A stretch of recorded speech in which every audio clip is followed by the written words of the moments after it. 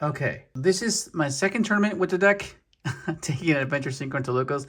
The first time was at the pre-release for Supreme Darkness. I was lacking a bit of insight because I was fairly new to the deck. I kind of had an idea of what I wanted the deck to do, but then in the practical scenario, I was like, okay, maybe I can make a few changes, because in real time I was seeing some issues that I was like, okay, well, what do I do when I go second? Like, I can't really force anything. Like, let's say they let me resolve my entire sequence.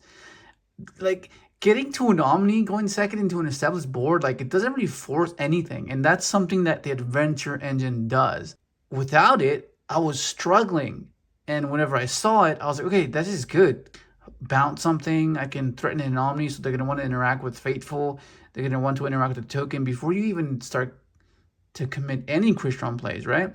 So you bait a few interactions there, and then you crack their board with Crystron cards, right? But if you go full force with just Crystron cards, the end of your sequence doesn't really end on much. Like, it ends on enough, but only because you play so much non-engine to simplify the game state, right? Because that's generally how the deck wins. You simplify, you hand trap them like once or twice, maybe 3 times, and then on your turn, your deck is resilient enough because of how many searchers you have. Like, the deck is so consistent. But if you overwhelm them with an enchantress, it's like, oh, that's like overkill then, which is what I liked about it. But yeah, let's get straight into the deck. But before that, there was Fireball the Swiss. Round 1 was against Sky Striker, Fiendsmith, Malice. Oh my goodness, that match, dude, oh my god. I made one of the biggest misplays, dude. That's so bad. I lost that one. And then round 2 was against White Force Azamina. I got that one. Round 3 was against Mimigo. I lost that one. Oh my god, that deck is wild. Round 4 was against Bestial Control. I got that one. Round 5 was against Malice, and I won that one. There was meant to be top cut. I'm not sure why there wasn't, because usually over 20 people and it's 5 rounds. It's meant to be top 8, but it was just top 4. So I was like, okay, fair enough. So anyways, let's get straight into it. So as I was mentioning earlier, how I like what the Adventure Engine provides, because I know you enjoy initiating your turn by summoning Tristaros and then activating inclusion, right? So that you can go, okay, I got you, effective Tristaros, synchro, go for a dragster, or you go for, let's say the Asher inclusion. Yeah, let's say the Asher inclusion. You go chain, that means you get access to your Sofador, right? And then you go into your either Dragster or you go into your Lesk, and then now your Sofador's engraved, and then you can pop inclusion, and then that's generally the play that pure Crystron players enjoy to do. But there's ways around that, because you don't really need to do it that route, because you have Adventure. You can reinforce your board with Adventure with having an Omni on top of the board that you initially have, which is insane. Because as I showed you in the combo guide, where you don't really care about Nibiru, the board isn't an insane board. It's just, it does enough so you can survive for the following turn, and then you capitalize, and then you overwhelm them with your grave resources, right? That's how generally the deck is meant to function. But I felt like going second, pure Crystron kind of struggles if you don't have any hand traps, because I think this deck thrives when they're hand trapping you at the wrong time. But eventually they're gonna understand where to hand trap you, and then you're not gonna have that as an edge that you can benefit from, which is what I'm trying to avoid. I'm trying to like get ahead of the curve and be like, okay, eventually they're gonna know what this deck does. So I want to ensure that this forces interaction. And there's lines where you can like make sure beanie with Enchantress, which is hilarious. And then of course you have your Crystron engine. You have your Crystron Sofafnir. For those of you that don't know what this does, basically discards a Crystron card from your hand, and you can special it from your hand or grave. And then you can pop a card on the field on your side. Can you imagine if its effect was pop a card on the field, like anything their field as well? That'd be crazy. But yeah, but typically you pop himself, and when he's destroyed by battle or card effect, he summons a Crystron from your deck. And then we have the new one, which is Crystron Sofador. This guy's similar to him. It's an extender, but this has to pop a Crystron card on the field. And then when it's summoned, you can dump 2 Crystron cards from your deck to the graveyard. But when you special him by its own effect, you're locked into machine, so just be mindful of that. But the reason why this is good is because this gives you access to him. So this will, typically you dump him and you dump your thystvern, which then your purple, which is thystvern, gets you a Crystron monster by banishing itself. And then that's how you get the cost to pitch for him. And then this will eventually get you access to the new tuner that we have, which gets everything going. And then this is how you generally make your infinity with these 2 5s. And then you have like basically your best normal summon. Before, like in old school CRYSTRON, the only thing this searched was CRYSTRON Impact. But now it can search CRYSTRON Inclusion, which is basically a Rota. And it gets you access to this, which gets everything going. And then you have your 1-ofs. You have your 1 CRYSTRON TEESPRING and your 1 CRYSTRON Pasture Turtle. This one's debatable. Not every deck or not every list plays this, but I feel like it's useful in the sense of sometimes you don't need to dump the ones you typically do. So you want other things to dump, and his effect actually comes up quite a lot. But for the most part, all of the non-tuners, they have an effect that they can pop a card in the field or destroy a card in the field and summon a tuner from the deck. Which before it was only like CRYSTRON Ryan or CRYSTRON C-Tree, but now you can summon your Tristaros, which is insanely cool.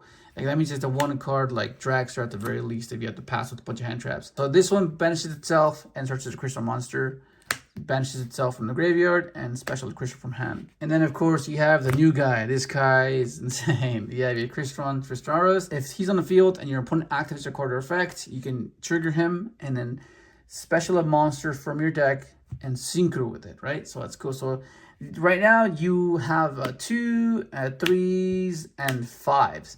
So those are the levels you're kind of stuck with, but generally you always go for 7s. This one summons one of the 5s, and you either go for your Dragster or you go for your new Synchro to add back any CRYSTRON card that's banished from your graveyard. And then the grave effect is you can destroy a Synchro you control and then special 2 CRYSTRON monsters from your deck, which is how you typically end your combo, right? You go summon 2, overlay for infinity, and then the Synchro will then revive this, and then yeah. And then of course you have the 1 C-Tree, not as important anymore, but it's still something you want to play because that's how you get access to your current Gandrax. Tristaros can summon her, this and a 5 ends up making your current Gandrax. But her effect is you can special a monster from your graveyard and synchro summon, and then banish those 2 materials. And then we have a card that ties all of them together. You have your Speedroid Engine, you have your Speedroid TERRORTOP, and of course your Takutan. So the cool thing about this is, whatever you're missing, this gets you, right? So this is the 1 card Cherubini, which means if you have Engine, right, then you go for Enchantress. If you have Enchantress, you go for Engine, right? And that's versatility and that's consistency. And then you have the new spell, the Searcher. On activation, this can add you a CRYSTRON card from your deck. And then in the graveyard, you can banish it and special summon a CRYSTRON.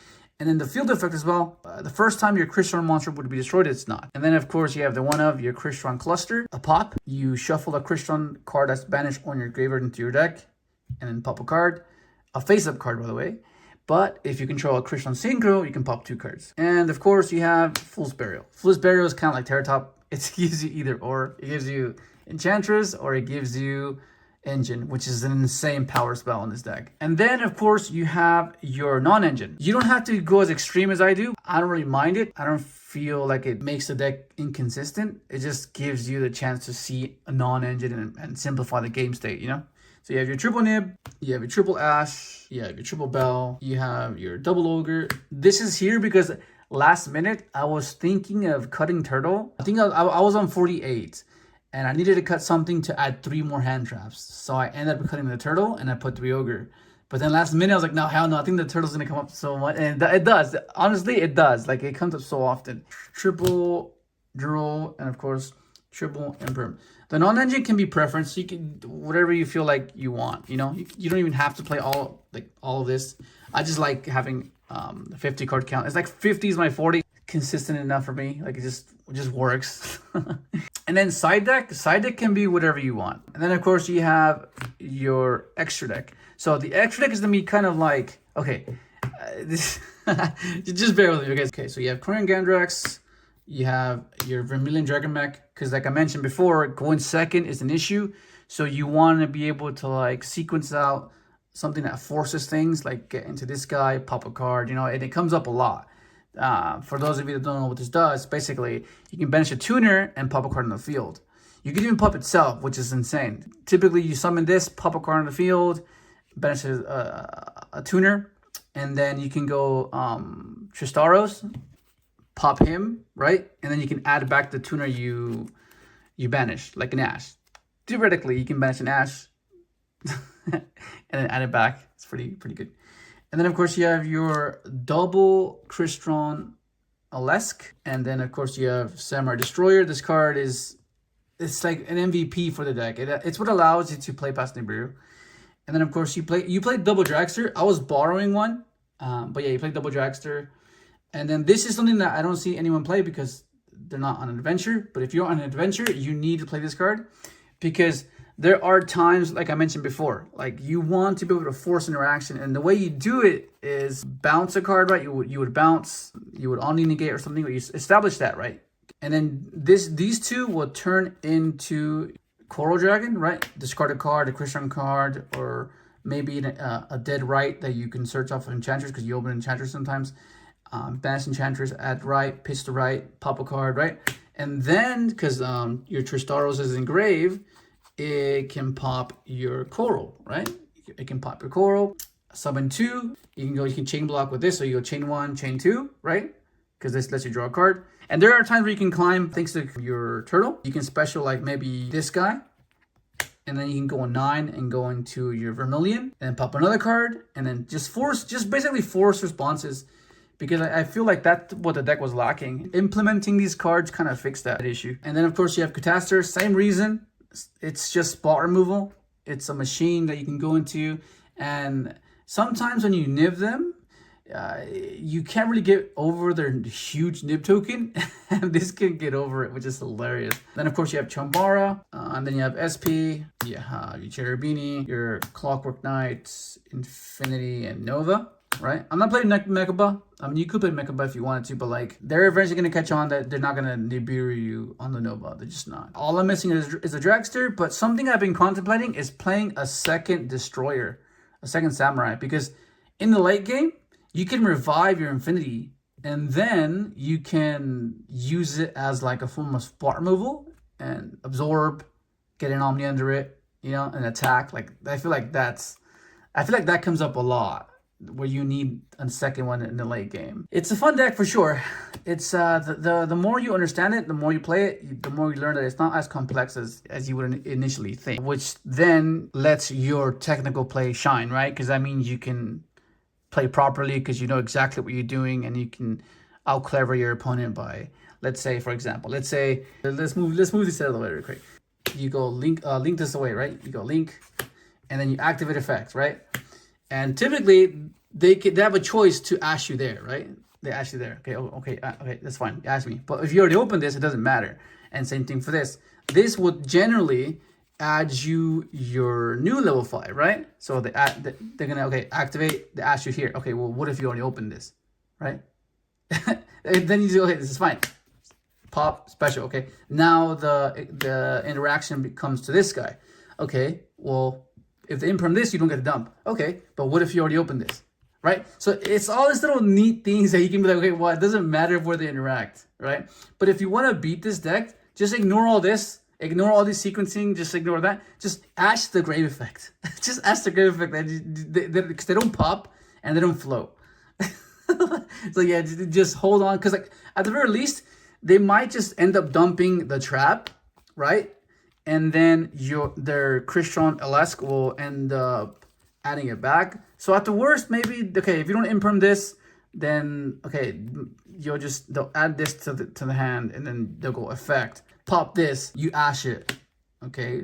It gets banished, that stays on field. They have a pop 2 at the very least, but I think it's like playing past a pop is better than playing past a pop, an Omni, and a quick sync. You know what I mean? So yeah, just keep that in mind if you want to learn how to beat this deck. It's not that hard to beat it. That's why you kind of have to insulate it, right? Yeah, want to go with the other stuff.